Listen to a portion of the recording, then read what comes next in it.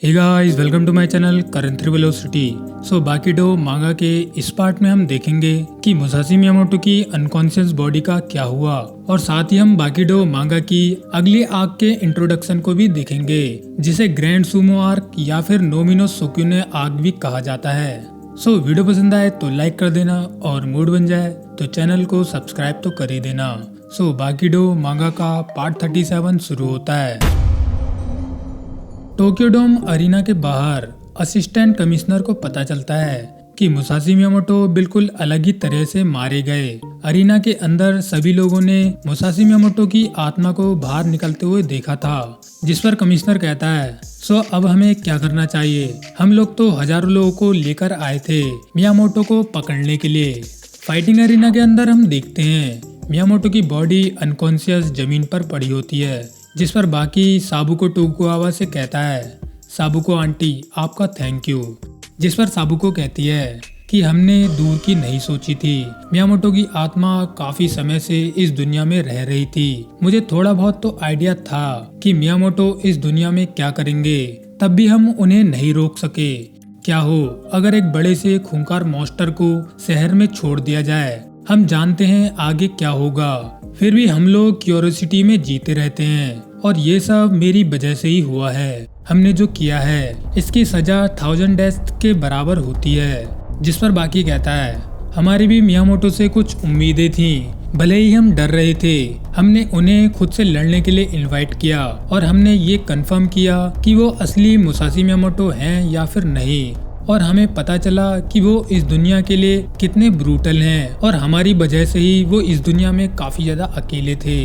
हमने भी एक क्राइम किया है, जैसे हम लोग उनके खिलाफ बिहेव कर रहे थे, वैसे ही वो भी खुद की तरह ही बिहेव कर रहे थे। सो इसके बाद होता यह है, मुसाशी मियामोटो की बॉडी को बड़े ही आराम से उठाकर यहाँ से ले जाया जाता है, जहाँ अरीना में बैठे हुए दर्शक मुसाशी मियामोटो की बॉडी को देखकर प्रेयर्स करने लगते हैं।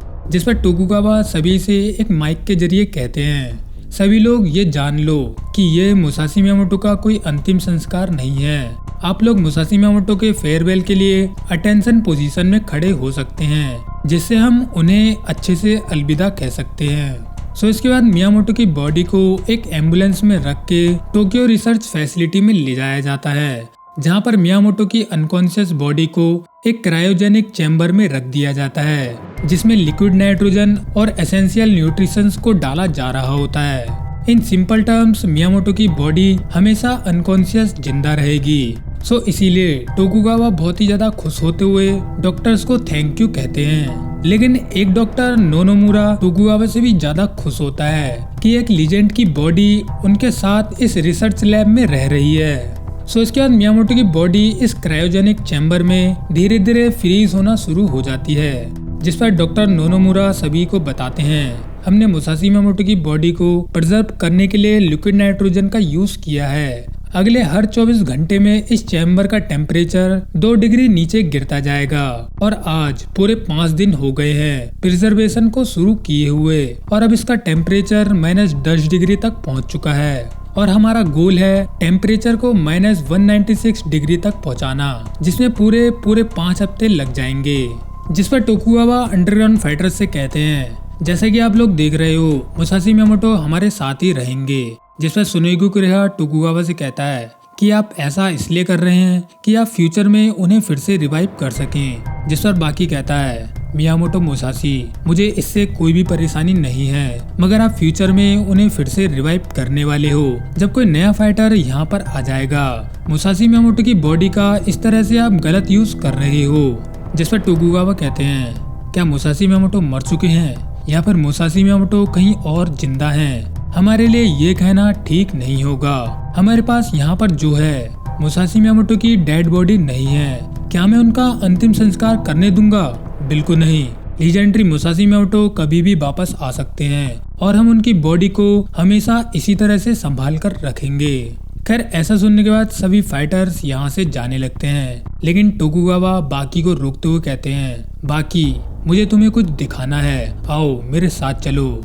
अगर युजिरो हान्मा दी ओगर इस कोल के टुकड़े को दबाता है वो अपनी अनइमेजिनेबल ग्रिप को इस कोल पर अप्लाई करता है तो मुझे लगता है कि युजिरो हानमा इस कोल के टुकड़े को डायमंड में बदल सकता है। जिस पर बाकी कहता है इसके होने की संभावना बहुत कम है, मगर मेरे डैड ऐसा कर भी सकते हैं क्योंकि उनकी पर्सनैलिटी ही कुछ ऐसी है। जिस पर टोकुगावा एक कोल से बने हुए डायमंड के टुकड़े को दिखाते हुए बाकी से कहते हैं, बाकी इसे देखो, ये कोई मिथ नहीं है। इस कोल के टुकड़े को डायमंड में नोमिनो सुकुने ने ही बनाया है। शायद तुम सुकुने के बारे में जानते ही होगे, जिन्होंने शायद सुमो की शुरुआत की थी।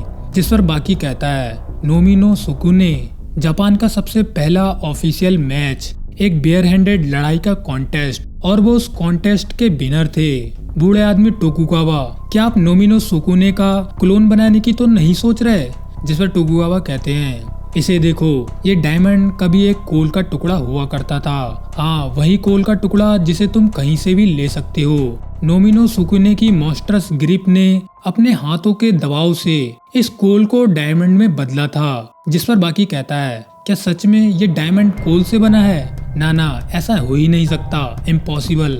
जिस पर टोकुगावा बाकी से कहते हैं, उन्होंने अपनी हाथों की ताकत से एक एप्पल के साइज के कोल के टुकड़े को डायमंड में बदला था, जिस पर थोड़ा सा डार्क सरफेस भी रह गया था। लेकिन किसी आदमी ने इसे अब पूरी तरह से डायमंड में बदल दिया। जानते हो वो कौन है? The second Sukune. उसने इस आधे डायमंड को पूरे 1000 कैरेट के डायमंड में बदल दिया था। नोमिनो सुकुने के बाद पूरे 2000 सालों में 272 बारिश हुए हैं। उन सभी ने इस आधे कोल और डायमंड पर अपना हाथ जमाया था, मगर वो कुछ भी नहीं कर पाए। लेकिन अब 2000 सालों के बाद इस जमाने में नोमिनो सुकुने का एक असली वारिस आ चुका है। एक त्योहार के दिन 2 मीटर लंबा चौड़ा आदमी मंदिर में आया था। कुछ देर हाथ जोड़ के प्रेयर करने के बाद इस कोल डायमंड के मिक्सचर को पकड़ लिया, जिसका साइज एक एप्पल के बराबर का था। उसका हाथ ऐसे ग्रिप कर रहा था जैसे कि वो किसी स्पंज को दबा रहा हो, और इससे पहले जो कोल आराम से टूटकर बिखर सकता था, उसके पावरफुल एक्सट्रीमली स्ट्रेंथ और ग्रिप की वजह से प्रेशर अप्लाई करते हुए लगातार इसे पिचकाते हुए उसने इस कोल डायमंड के टुकड़े को पूरी तरह से एक हार्डेस्ट मटेरियल में बदल दिया, जिसे हम डायमंड के नाम से जानते हैं। और इसी तरह इस जमाने में द सेकंड सुकुने का जन्म हुआ।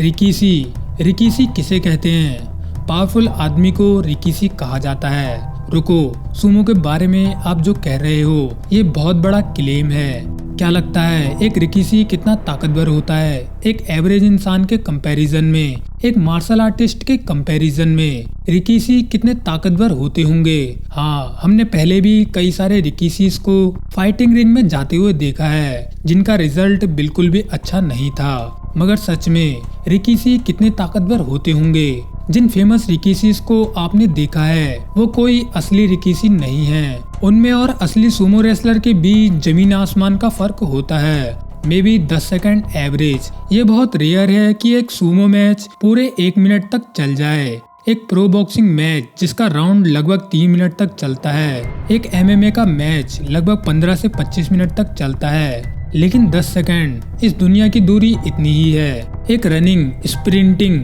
हमें यही दिखाती है। एक रनर अपनी फुल स्पीड को केवल 10 सेकंड तक ही कांस्टेंट रखता है। लेकिन एक एबिलिटी जो रिकीसी के द्वारा विल्ड की गई होती है, उनका muscle mass, body fat, flexibility, एक रिकीसी के द्वारा ये सभी चीजें 10 से 12 सेकंड के लिए ही तैयार की गई होती हैं। एक रिकीसी के लिए ये 10 सेकंड उसकी लाइफ के सबसे ज्यादा इम्पोर्टेंट होते हैं। चलो मान के चलते हैं एक MMA फाइटर एक रिकीसी के अगेंस्ट आता है, और अब वो फाइटर ऐसे रिकीसी से फाइट कर रहा है जो किक खाने के लिए तैयार है, पंच खाने के लिए तैयार है। क्या एक MMA फाइटर अपनी किक और पंचेस से एक रिकीसी को रोक सकता है? क्या वो एक रिकीसी को टेक डाउन कर सकता है?